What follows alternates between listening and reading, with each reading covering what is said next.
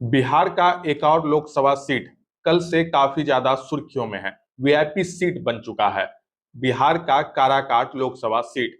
जब से पवन सिंह ने चुनाव लड़ने का ऐलान किया है, तब से काराकाट लोकसभा सीट चर्चा के केंद्र में है। क्योंकि देखिए, पवन सिंह ने कल एक ट्वीट किया सोशल मीडिया प्लेटफॉर्म एक्स पे। उस पे पवन सिंह ने लिखा कि वो अपनी मां से वादा कर चुके हैं कि वो चुनाव लड़ेंगे, इसलिए वो काराकाट लोकसभा सीट से चुनाव लड़ने जा रहे हैं। हालांकि इस ट्वीट में यह स्पष्ट पवन सिंह ने नहीं किया कि वो किस दल से चुनावी मैदान में आ रहे हैं या फिर वो निर्दलीय काराकाट लोकसभा सीट से चुनाव लड़ने जा रहे हैं। इसको लेकर के कोई स्पष्टता पवन सिंह ने अपने ट्वीट में नहीं किया, लेकिन इतना तो पवन सिंह ने कंफर्म कर दिया कि वो काराकाट लोकसभा सीट से चुनाव लड़ेंगे, जिसके बाद काराकाट लोकसभा सीट चर्चा के केंद्र में आ गया। इससे पहले बिहार का Purnia Lok Sabha seat VIP seat था। पूर्णिया लोकसभा सीट भी कई दिनों तक चर्चा के केंद्र में रहा। त्रिकोणीय मुकाबला की स्थिति वहां पे बन गई। अब कमोबेश वही हालात बिहार के काराकाट लोकसभा सीट का भी है। क्योंकि देखिए, अगर काराकाट लोकसभा सीट को के समीकरण को अगर समझने की कोशिश करें तो 2008 के परिसीमन के बाद 2009 में अस्तित्व में आया काराकाट लोकसभा सीट। इससे पहले 2008 से पहले विक्रमगंज लोकसभा सीट के अंतर्गत ही काराकाट भी शामिल था, लेकिन 2008 के परिसीमन के बाद 2009 में काराकाट लोकसभा का गठन हुआ और तब से 2009 और 2019 में महाबली सिंह, जेडीयू के नेता, वो वहां से जीत दर्ज कर रहे थे।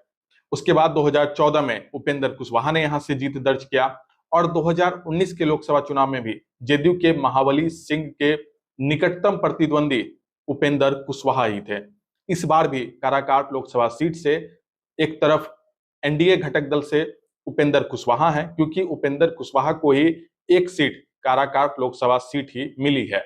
आरएलएम उपेंद्र कुशवाहा की पार्टी है। तो वहीं दूसरी तरफ इंडिया अलायंस से सीपीआई एमएल को यह सीट मिली है। सीपीआई एमएल के खाते में काराकाट लोकसभा सीट गई है इंडिया अलायंस की तरफ से, जहां से राजा राम सिंह कुशवाहा चुनावी मैदान में उतरे हुए हैं। यानी दोनों ही उम्मीदवार कुशवाहा जाति से हैं, कुशवाहा समाज से हैं। और काराकाट लोकसभा सीट पे सर्वाधिक जो जातीय समीकरण को अगर देखें तो सर्वाधिक जो वोटरों की संख्या है, उसमें स्वर्णों की संख्या सबसे ज्यादा है। करीब 3 लाख से अधिक वहां पे स्वर्ण वोटर हैं। 2.5 लाख उसमें कुशवाहा है, कुर्मी है। उसके अलावा स्वर्णों में भी सबसे अधिक तादाद उस राजपूत जाति के मतदाताओं की है जिससे पवन सिंह आते हैं। अब काराकाट लोकसभा सीट पे भी त्रिकोणीय मुकाबला बनने की स्थिति उत्पन्न हो गई है, क्योंकि इससे पहले दो कुशवाहा समाज से आने वाले कैंडिडेट ही आपस में भिड़ने वाले थे। एक तरफ उपेंद्र कुशवाहा थे एनडीए घटक दल से, तो वहीं दूसरी तरफ इंडिया ब्लॉक से राजा राम सिंह कुशवाहा थे। दोनों ही कुशवाहा जाति के थे, कुशवाहा समाज के थे। लेकिन अब यहाँ पे एक राजपूत कैंडिडेट के आने से जो समीकरण है, वो अब कहा जा रहा है कि एनडीए का यहाँ पे बिगड़ता हुआ दिख सकता है। उपेंद्र कुशवाहा की मुश्किलें यहाँ पे बढ़ती हुई दिख रही है। लेकिन इसके अलावा आपको बता दें कि उपेंद्र कुशवाहा का भी जो पकड़ है काराकाट में, वो बेहद ही मजबूत है। 2014 में नेतृत्व कर चुके हैं और 2019 में भी महाबली सिंह जो जेडीयू के नेता हैं, उनसे निकटतम प्रतिद्वंदी के रूप में उपेंद्र कुशवाहा ही रहे थे। 8,000 के आसपास के वोटों से उपेंद्र कुशवाहा को हार मिली थी। काराकाट सीट से पवन सिंह की एंट्री को कोई एनडीए के लिए झटका बता रहा है, तो कोई ये भी कह रहा है कि इससे चुनाव पे कोई खास असर नहीं पड़ने वाला है।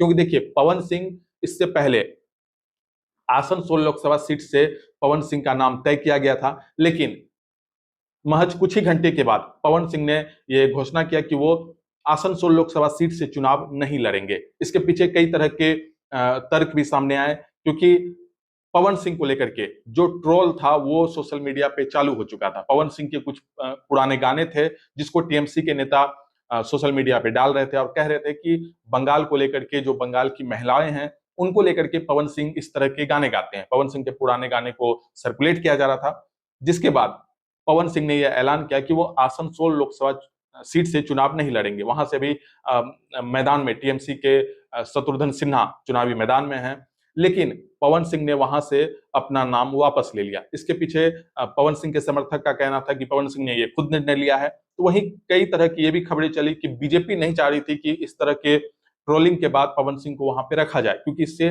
बीजेपी को एक बड़ा नुकसान बंगाल में झेलना पड़ सकता था पवन सिंह के कारण। इस कारण से पवन सिंह का नाम जो है वहां से वापस ले लिया गया। लेकिन पवन सिंह इंतजार करते रहे, क्योंकि पवन सिंह चाह रहे थे कि आरा लोकसभा सीट उन्हें दे दिया जाए, लेकिन ऐसा हुआ नहीं।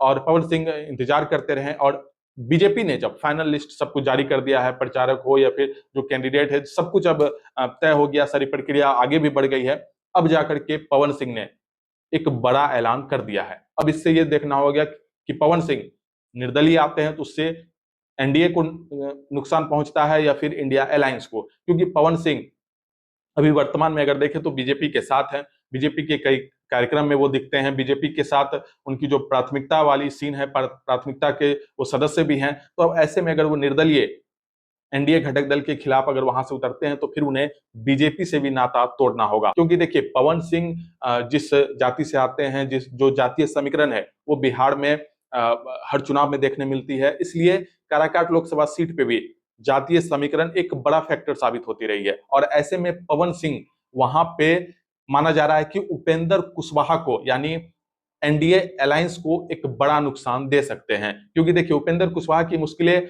अब कई दिनों से बढ़ती हुई दिख रही थी। जब से वो नीतीश कुमार की वापसी हुई है तब से ही उपेंद्र कुशवाहा असहज थे, कई तरह की खबरें चली और एक सीट भी मिला मात्र उपेंद्र कुशवाहा को। लेकिन उपेंद्र कुशवाहा बीजेपी के साथ थे, एनडीए अलायंस में वो बने रहे। लेकिन अब पवन सिंह जब निर्दलीय वहां से आएंगे तो फिर बीजेपी भी कोई बड़ा एक्शन पवन सिंह पे लेगी, और पवन सिंह बीजेपी से अलग भी हो सकते हैं, क्योंकि जब आप निर्दलीय चुनावी मैदान में आइएगा और एनडीए घटक दल को इससे नुकसान होगा तो फिर ऐसे में पवन सिंह के लिए भी मुसीबत बीजेपी खड़ी कर सकती है। बिहार की कुल आबादी में स्वर्ण जातियों की भागीदारी 15.52% है। 2019 के लोकसभा चुनाव में एनडीए को स्वर्णों ने लगभग 65% के आसपास वोट किया था, और 2020 के बिहार विधानसभा चुनाव में एनडीए को 54% स्वर्णों का वोट मिला था। बिहार के चुनावों में जाति एक बड़ा फैक्टर साबित होते रहा है। अगर ऐसा हुआ तो एनडीए या फिर इंडिया ब्लॉक दोनों ही गठबंधन के लिए इस सीट पे, काराकाट लोकसभा सीट पे लड़ाई जो है बहुत ही कड़ी टक्कर की हो जाएगी। पवन सिंह के फैंस भी हैं, क्योंकि देखिए पवन सिंह के जो फैंस है वो हर समूह में है, हर वर्ग में है, और ऐसे में काराकाट के जो युवा हैं वो खास तौर से पवन सिंह को चाह रहे हैं, क्योंकि पवन सिंह का जो युवाओं में क्रेज है, क्योंकि भोजपुरी के सुपरस्टार माने जाते हैं। और आरा लोकसभा सीट से महज 100 किलोमीटर की दूरी पे काराकाट लोकसभा सीट है, तो ऐसे में पवन सिंह भरपूर जोर लगा सकते हैं काराकाट लोकसभा सीट पे, और युवाओं को खास तौर से जो उनका क्रेज है युवाओं में, उसका एक असर काराकाट लोकसभा सीट पे दिख सकता है। हालांकि अब देखना होगा कि इस सीट पे पवन सिंह क्या निर्णय लेते हैं, किस दल से आते हैं या फिर निर्दलीय आते हैं, और इससे आगे जो भी खबरें होगी वो आपके साथ हम लोग साझा करेंगे। अगर आप इस पूरी खबर को यूट्यूब पे देख रहे हैं तो चैनल को सब्सक्राइब कर ले, अगर आप फेसबुक पेज पे देख रहे हैं तो हमारे पेज को फॉलो कर ले। वीडियो देखने के लिए धन्यवाद।